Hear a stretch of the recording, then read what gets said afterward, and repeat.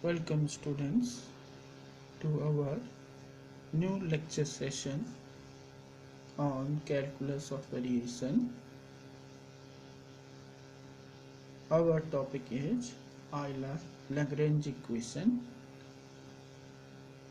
First we will try to have importance of Euler Lagrange equation.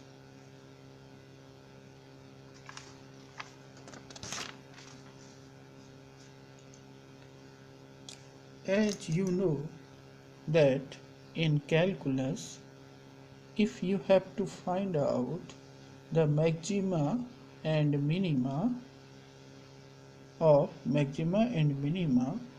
yx, then you calculate it by finding y dash x and putting it equal to 0. So,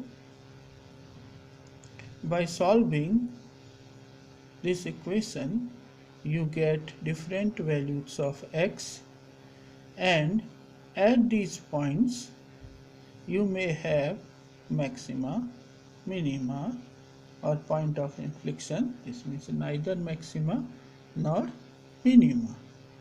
This means in calculus, necessary condition for existence of minima is this. This is condition for calculus. In parallel view, in calculus of variation, if you want to find out maxima and minima, this means extremal value of functional, you need some equation as in calculus, this equation.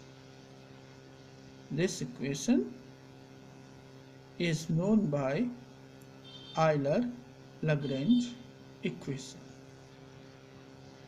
and it is necessary condition for existence of extremal.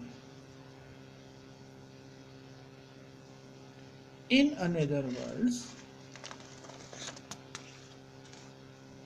I can say that to calculate extremal value of functional, we use Euler Lagrange equation.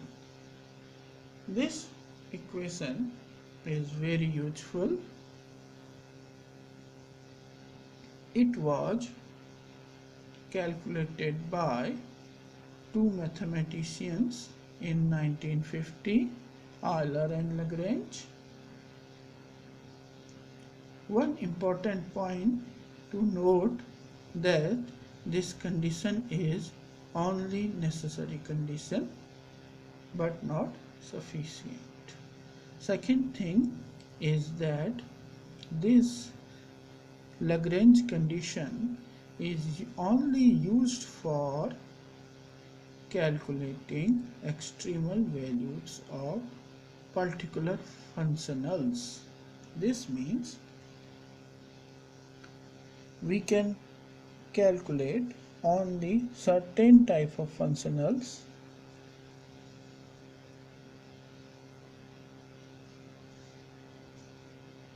right. This means in Euler Lagrange equation we will consider this particular type of functional, jy equal to a to b f x y dash dx. This functional should satisfy these conditions.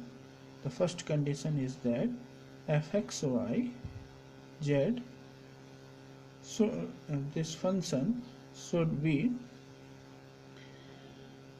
continuous with first and second order partial derivative with respect to all arguments. This means This means we can say that fx should be continuous, fy should be continuous, fz should be continuous, and fxy should be continuous. This means it should have continuous first and second order partial derivatives. Second in that, for y, the y-axis should be continuously differentiable in this interval, and it should satisfy these fixed conditions. These are boundary conditions at A, at boundary A and at B.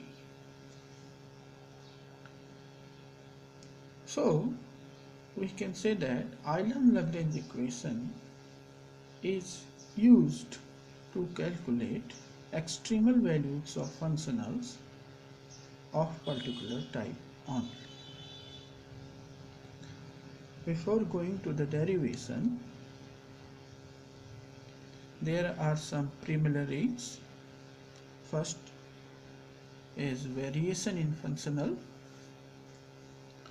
The variation in functional is defined by delta JH equal to del JH plus epsilon H, where epsilon should tend to 0 as S tends to 0.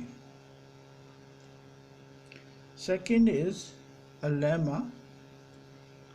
This lemma states that if alpha, x and beta, these are two continuous functions on AB satisfying these two conditions, and this condition is satisfied for all h, and HA should be equal to 0 and HB equal to 0.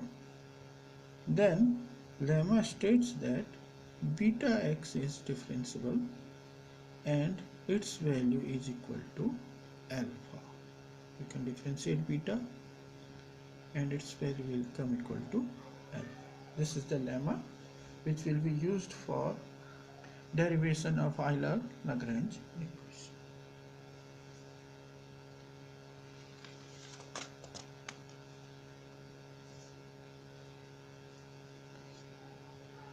Let us move further. Now we have a functional here. This functional satisfies all the conditions as we have stated earlier, and these are its boundary conditions. As we know that any functional will have extremal if it satisfies this condition. This means that del of jy should equal to 0. This is necessary condition for having a functional extremal.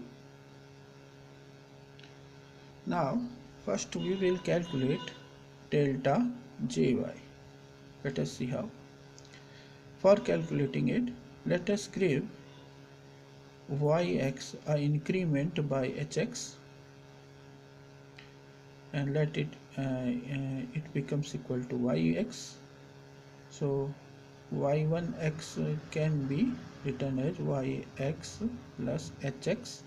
Here hx is increment function. As we have stated that all admissible functions y will satisfy conditions, so it should satisfy boundary condition. This means at boundary A its value should be capital A, and at boundary B its value should be capital B. Putting A here, I get ya small a plus h small a equal to y small a. This is the value of capital A from boundary condition, and ha, this ya will cancel ya, and the value of HA comes equal to 0. Second boundary condition should be y2b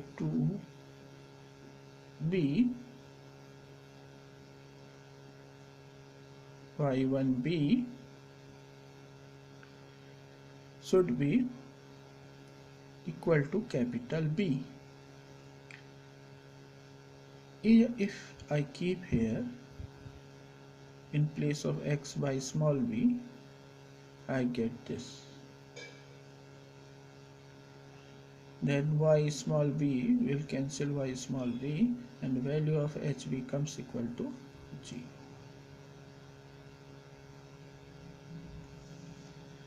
This means the increment function is vanishing at boundary points. This is the same condition as we have stated in lemma.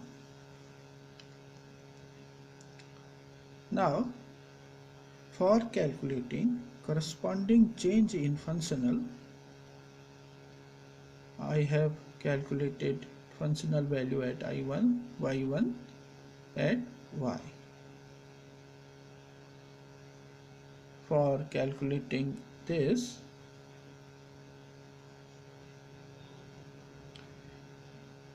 replace Y by Y1. This means Y by Y plus H. I have replaced it. Y by Y plus H, Y, and Y dash will be replaced by Y dash plus H dash. And see, this is the value of functional at Y point. This is. Since the limit is same, so I can take out integral outside and we get this.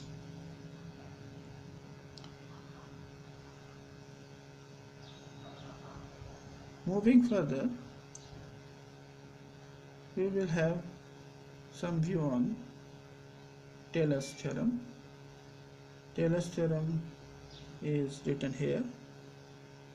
Here variables are x and y and increments are h and k, and you know that this is a Taylor's theorem.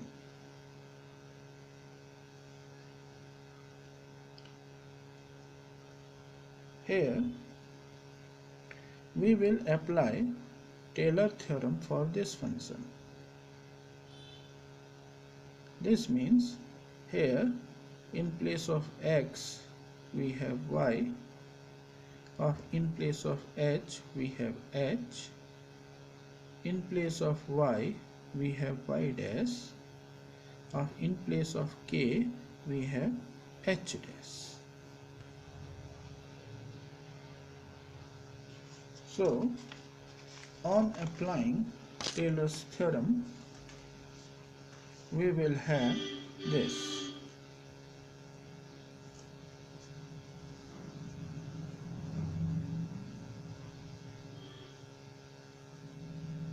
See, I have expanded this by Taylor's theorem. In place of h we have h, and in place of k we have h dash. This and this part will contains power of h more than 1. This means h square, h cube, or etc. etc. So I have taken this part as phi x. So we have this equation fx y plus h y dash plus h dash minus fx y dash equal to h fy plus h dash fy dash plus phi h. If I integrate this LHS, I will get this, and if I integrate this, I will get this. and on integrating phi h I will get this. I have integrated with respect to x. See, the LHS is nothing but value of delta y from previous. See, this is value of delta y, delta j only.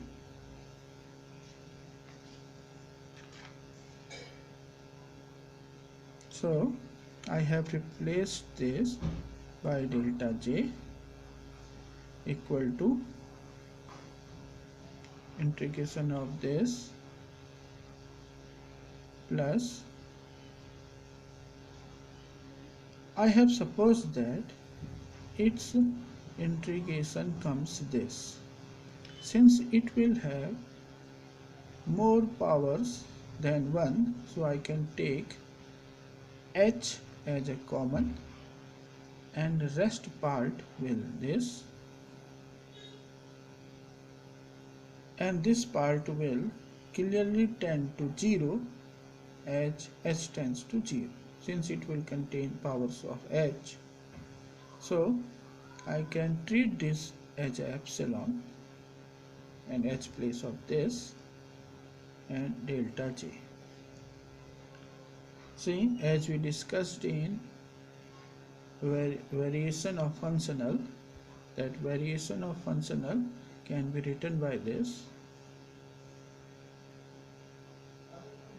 where epsilon should tend to 0 as h tends to 0. So this part will equal to this part. I have written it like this. And earlier we have proved that h function, this is increment function, vanishes at boundary points.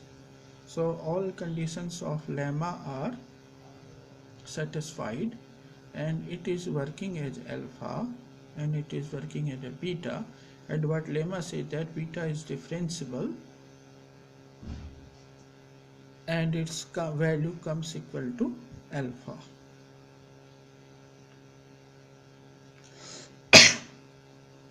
I have written it, its value, this is the value of beta and it is coming equal to alpha,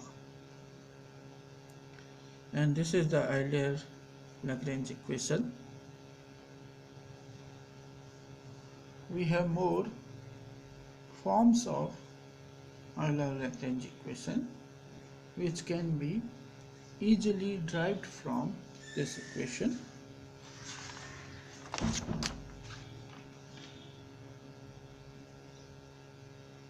This is one of the form. So d upon dx f minus y dash del f upon del y dash minus del f upon del x, and this form is in partial equation.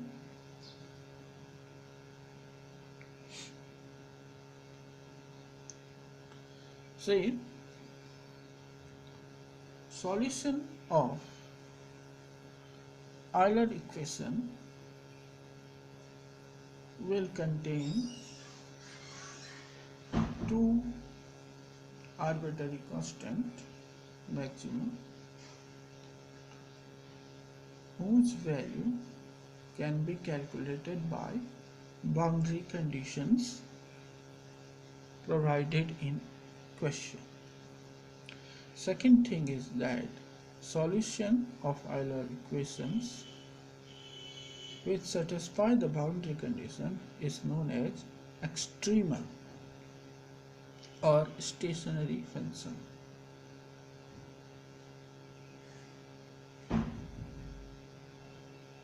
Let us clear the concept with the help of an example. Here we have this functional with these two fixed boundary conditions. Now that the question is that which curve can be extremized it. This means you have to find that y which will extremize it. So here this is the value of capital F function, and f is given this, and this is Euler Lagrange equation,